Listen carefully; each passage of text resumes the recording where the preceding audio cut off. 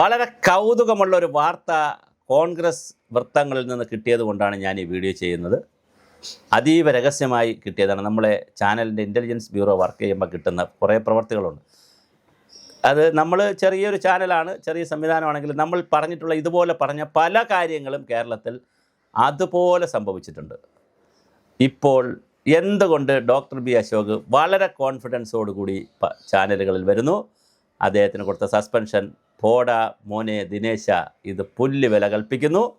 അദ്ദേഹം വളരെ വലിയ തോതിൽ രാഷ്ട്രീയമായി വർത്തമാനം പറയുന്നു. 4 ദിവസം കഴിഞ്ഞാൽ ഇവിടെ പുതിയ ഭരണം വരില്ലേ എന്നൊക്കെ. ഇതിനിടയിൽ വരികൾക്കിടയിൽ ഞങ്ങളുടെ ബ്യൂറോ വർക്ക് ചെയ്തത് രമേശ് ചെന്നിത്തല ഒരു അടിയടിച്ചു.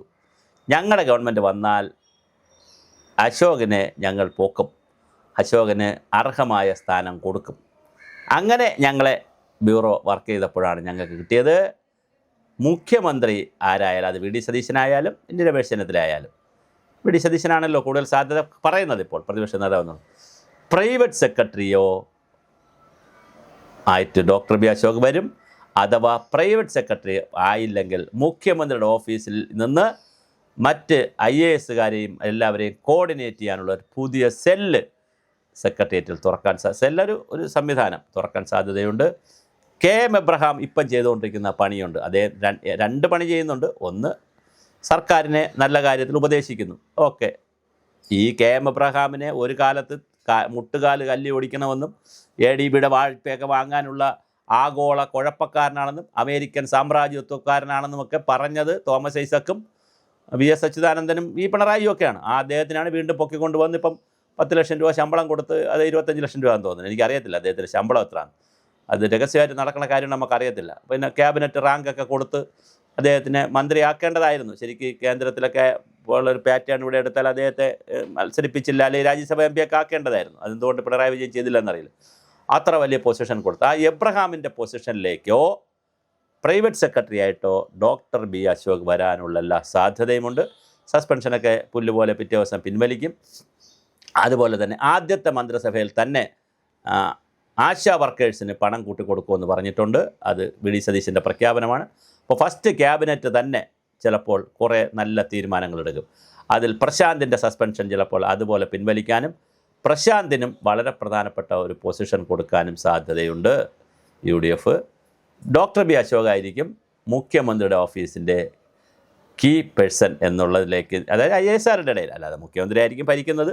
പൊളിറ്റിക്കലായിട്ടുള്ള ആളുകൾ അവിടെ കാണും. അവിടെ മറ്റ് രാഷ്ട്രീയമായ APSമാരും മറ്റു കാര്യങ്ങളൊക്കെ പൊളിറ്റിക്കലായിട്ടുള്ള ടീം അവിടെ കാണും. പക്ഷേ ഇൻ്റലിജൻസ് കൊടുക്കാനൊക്കെ ആളുകൾ കാണും. എന്നാലും ഡോക്ടർ ബി അശോക് ആയിരിക്കും ഒരു പ്രധാനപ്പെട്ട സിവിൽ സർവീസുകാരെയും IASകാരെയും കോർഡിനേറ്റ് ചെയ്യുന്ന റോളിലേക്ക് ഡോക്ടർ ബി അശോക് വരുന്നു എന്നുള്ളതാണ് പുതിയ കൗതുകം. അതുപോലെ തന്നെ റിട്ടയർ ആയിട്ടുള്ള പലരുടെയും പൊസിഷനുകളിൽ പ്രശ്നം വരാം. എബ്രഹാം അടക്കം കിഫ്ബിയിൽ മാറ്റം വരാം. എബ്രഹാമിനെ തീർച്ചയായിട്ടും ആ പൊസിഷനിൽ നിന്ന് മാറ്റാനുള്ള എല്ലാ സാധ്യതയുണ്ട്. പക്ഷേ എബ്രഹാമിനെ സംബന്ധിച്ച് പൊസിഷനിൽ നിന്ന് മാറ്റിയാൽ വലിയ വിഷയമൊന്നുമില്ല. അദ്ദേഹത്തിനിവിടെ ബാങ്കുകളുണ്ട്, എയർപോർട്ടുകളുണ്ട്, ഒരുപാട് സ്വകാര്യ സ്ഥാപനങ്ങളുണ്ട്, അവിടെ പല കോളേജുകളുണ്ട്. അപ്പോൾ അവിടെയൊക്കെ പോയി അതിൻ്റെയൊക്കെ ഡയറക്ടർ എന്നൊക്കെ പറഞ്ഞു. കാരണം IASകാരനാണ്, ക്രിസ്ത്യാനിയാണ്, നല്ല ബന്ധങ്ങളുണ്ട്, ക്രിസ്തീയ സ്ഥാപനങ്ങളുണ്ട്. അതുകൊണ്ട് എബ്രഹാമിനെ സംബന്ധിച്ച് സർക്കാരിൽ പറ്റില്ല എന്നേ ഉള്ളൂ. അദ്ദേഹത്തിന് ഇതിനേക്കാൾ വലിയ പോസ്റ്റിലേക്ക് ചിലപ്പോൾ നമ്മൾ കാണാം. മറ്റേൻ്റെ ചെയർമാനായി, മറിച്ചതിൻ്റെ ചെയർമാനായി എന്നൊക്കെ പറഞ്ഞ് നമുക്ക് കേൾക്കാം. അതുകൊണ്ട് KM എബ്രഹാമിന് വ്യക്തിപരമായി വലിയ നഷ്ടം വരത്തില്ല. ചിലപ്പോൾ പക്ഷേ സർക്കാരിലിരുന്ന് ഉടായ്പ കാണിക്കാൻ പറ്റാത്ത സാഹചര്യത്തിൽ എബ്രഹാമിനെ, കാരണം 20 കോടി രൂപയൊക്കെയാണ് കഴിഞ്ഞ പ്രാവശ്യം ഫ്ലെക്സ് അടിക്കാൻ കൊടുത്തത്. കിഫ്ബിയിൽ നിന്നേ ഫ്ലെക്സ് അടിക്കാൻ പിണറായി വിജയൻ, കാരണം ഇവർ കുറേ റിട്ടയറായ ആ കിഫ്ബി എന്ന് പറയുന്നത് തന്നെ ഒരു വെള്ളാനയാണ്. അവർ വികസന പ്രവർത്തനം നടത്തുന്നു എന്നൊക്കെ പ്രധാനമാണ്, പക്ഷേ അതിനേക്കാൾ വലിയ വെള്ളാനയാണ്. ഒരുപാട് റിട്ടയർഡ് ഹാൻഡ്സ് അതിനകത്ത്. റിട്ടയർഡ് ഹാൻഡ്സിനെ സംബന്ധിച്ചിടത്തോളം മേലും നോക്കണ്ട, കീഴും നോക്കണ്ട, മുകളിൽ ആകാശവും താഴെ ഭൂമി ഇടയ്ക്ക് കൈയിട്ട് വരാൻ പറ്റുന്ന സംവിധാനമാണ് റിട്ടയർഡ് ഉദ്യോഗസ്ഥരെ സംബന്ധിച്ച്. അവർക്ക് ആരെ പേടിക്കാൻ? കരാർ ഉദ്യോഗസ്ഥരാണെങ്കിലും പിന്നും പേടിക്കും. കാരണം അവർക്ക് പിന്നെ കരാർ ജോലിയൊക്കെ പോകുമെന്നുള്ള പേരിൽ. പെർമനൻ്റ് ഉദ്യോഗസ്ഥരാണെങ്കിൽ നന്നായി പേടിക്കും, ജോലി പോകുമോ, ജോലിയിൽ നിന്ന് പിരിച്ചുവിടുമോ, അല്ലെങ്കിൽ സസ്പെൻഷൻ വരുമോ എന്ന്. പക്ഷേ റിട്ടയറായി നല്ല പെൻഷനും വാങ്ങിച്ചുകൊണ്ടിരിക്കുന്ന വലിയ സംവിധാനത്തിലിരിക്കുന്നവർക്ക് ആരെ പേടിക്കാൻ? അവർ കൈയിട്ട് വാരി അതിൻ്റെ മറ്റുള്ളവർക്ക് കൊടുക്കുകയൊക്കെ ചെയ്യും. ഇതിൽ കേമൻ എന്നാണ്, നമ്പർ 1 കേമനാണ് KM എബ്രഹാം എന്നാണ് അശോകിൻ്റെ ആരോപണം. എൻ്റെ ആരോപണമല്ല. ഞാനങ്ങനെ KM എബ്രഹാമിനെ എനിക്കറിയാം. അദ്ദേഹം നല്ല മിടുക്കനായ IASകാരനായിരുന്നു. ധനകാര്യ സെക്രട്ടറി ഒക്കെ ആയിരുന്നപ്പോൾ അഡീഷണൽ ചീഫ് സെക്രട്ടറി ആയിരുന്നപ്പോൾ ഞാൻ നേരിട്ട് പല പ്രോജക്റ്റുകളും അദ്ദേഹമായിട്ട് സംസാരിക്കുകയും പല പ്രോജക്റ്റുകളിലും അദ്ദേഹം നല്ല ഗൈഡൻസ് കൊടുക്കുക, നല്ല വിഷനുള്ള ആളാണ്.